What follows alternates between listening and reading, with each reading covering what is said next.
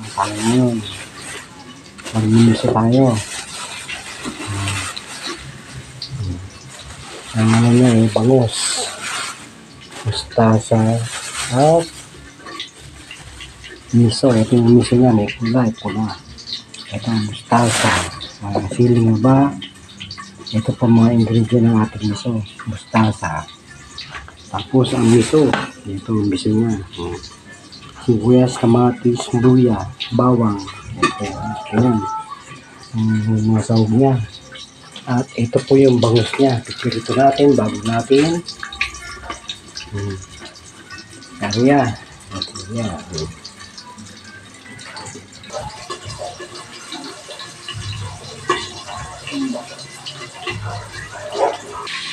Ito na yung bangus. Sinimiso natin.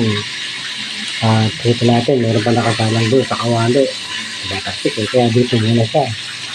Tayo. Ito yung mga panahon niya.